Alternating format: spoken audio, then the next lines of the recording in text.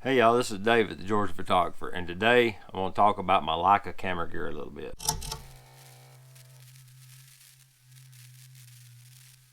As you all know, I bought a Leica CL camera, and I've been using it since about mid-July, a whole lot.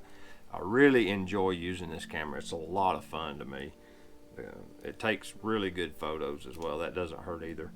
It took some getting used to, but now that I've shot with it some, it's a phenomenal little machine. I just enjoy it. But when I got the 23 millimeter f2 Summicron TL series lens. It's an L mount lens, so it fits directly on the CL. Well, I shot with that for about a week or so before I hunted me down a 50 mil, because we all know I like the XT3 with a 50 to 58-ish millimeter focal length on it when I shoot straight with the Fuji. So sure enough, I hunted me up, found me a 50 millimeter f2 Summicron. This is what they call a 2-cam lens. This is off of the R series cameras, which are I do that every time. They're SLR cameras from the 60s, 70s, 80s. I think they even made them into the 90s, maybe even the 2000s. They made them for a long time, but they're SLR film cameras, and they have a different mount than the M's or they had 3 or 4 different mount systems, but this one's the R mount to fit their SLRs. These are like the stepchild of Leica for some reason. Same optical formula, an M Summicron lens, it'll be over $1,000. You can get these for about 350 bucks, seriously. Same lens, just fits the R mount instead of the M mount, you know, that everybody's ambiguous with Leica cameras. Well, you run an adapter, so it don't matter. And a manual focus and manual aperture. And look, this is a 1966 model. Aperture ring is smooth as glass. Nice clicks. The focus glides along. Feels gorgeous. It'll focus pretty short. It focuses to 20 inches for a 50 millimeter f2. That's super tight, and it's got real good hyperfocal distance. When I shoot straight a lot, I'll set it to f8, and then I'll set my infinity just inside infinity a little bit on one end, and that gets me down to about 12 feet or so on the other end. So if I'm shooting across the street, pretty much everything's in focus. I don't even have to look at the camera lens. I just take the photo. I really enjoy shooting with this camera though. It's a lot of fun. It just makes photography just makes it fun. It's the only way I can describe it. I just noticed that. But I got a whole suite of lenses now. I don't have anything really wide. I have the 23 mil, which is, you know, these are crop sensor cameras. This CL family is, and so it's like a 23 is like a 35. So that's like the widest angle field of view I have. I have the 23, the 35, the 50, and the 135. And these are all R lenses because the R lenses, they're all manual focus. They have beautiful glass in them. You can get them with pretty fast apertures. This is an f2.8, 135 f2.8. I got the 35 f2.8 and the 50 f2. Now, I'm gonna be fair.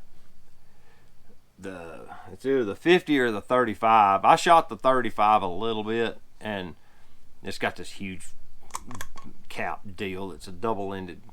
I'm not sure if that's some kind of special thing. It ain't got Leica markings on it, but it fits it. I'm assuming it's one of them deals where you can take one lens and put it on one side and pop it off the other. But yeah, the lens ain't very big, you know. But long story short, I think it's the 35. Had some pretty good chromatic aberration, and it would shift. You could see the colors were not aligned. It wasn't apochromatic like the very expensive ones are, because you had red fringing on one edge of the frame and green fringing on the other edge of the frame. So you could tell that the colors had pushed apart. It was kind of interesting to see that.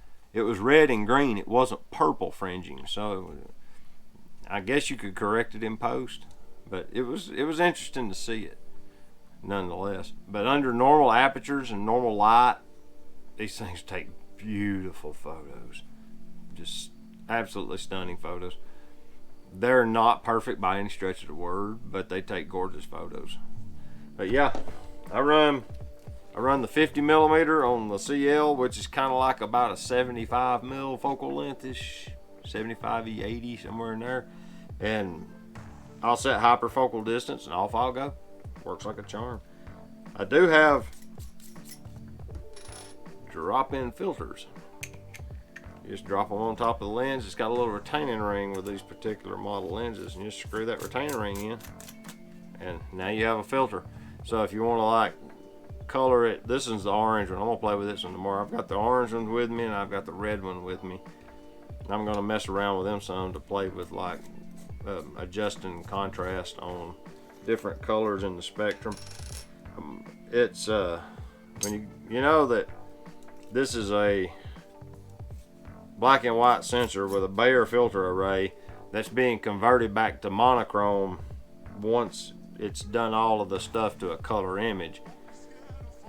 So I'm gonna set the color temperature to atmosphere, which would be about 5500 Kelvin, and go to manual exposure so that I won't have the camera trying to push the exposure up and down to get darker areas brighter or whatever, because once you add these filters you kind of dope the image with the light, and I'm gonna see what it'll do. See if you can kind of actually get the same sort of effects that you can with film. But I'm just experimenting with that. Normally I wouldn't run it. I'd just run it in black and white on the camera and just call it good, because they've got a high contrast black and white and a black and white mode. And then they've got 2 or 3 color modes. Let's see here. You got film style, standard, vivid, natural, monochrome, high contrast. And then you can go in and adjust all those and like add stuff to them. Let's see. You can change contrast, sharpness, and saturation in the 3 color modes, and you can change contrast and sharpness in the monochrome modes. Camera's a lot of fun to use. If you want a small, lightweight camera that's really well made, that works well in the hand. Now, I have big hands, so I bought this. I think it's a Limbs grip module. It's got a little grip extension. It's got a leather cover deal on it to kind of protect the camera. Plus, it's got a built-in Arca Swiss plate. It makes a huge difference for my fingers because it gives me that extra little bit of grip. And I got a wrist strap. I'm about to convert this over once I get done with this video to a wrist strap design. So for tomorrow, I'm going to shoot with this in the morning some, and I'll be running a wrist strap. If you want some beautiful lenses to adapt, you can adapt these to the Fuji. I've got an adapter to put this either on the XT3 or on the Z6. I don't remember, because these are full frame lenses. That's another luxury of the R-mount lenses. They're full frame. And I'm going to play with them. I'm going to review them on the Z6 probably. I think that's what my adapter is I bought. I got one that came in the other day. The lens caps for the lenses are terrible. The new lens caps are like the squeezy ones, like a new Nikon. They work. The old lens caps stick on, okay, on these old 60 model lenses, you have, this is your lens hood. Mine came with the lens hoods. You flip the lens hood upside down, you snap it on the lens, and it locks it in place, and then you take this plastic slip on the lens cap and you stick it on. Here's the problem. They don't stay. So you end up, it's got little cast ridges in it, so you end up turning it till 2 of them ridges are squeezing the buttons to release the cap. And you can get it, if it's tight enough, it'll pull the cap off. Put just a little pressure. It's holding right there pretty good, but that's the only way the lens cap stays on properly. It's kind of sad. I mean, such a great lens, and the lens caps are just terrible.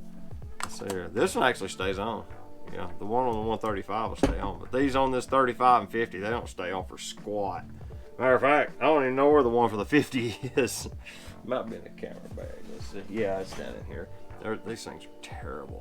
Anyway, I just got through doing a discussion about the Z6 with a M42 mount macro lens. It was kind of fun.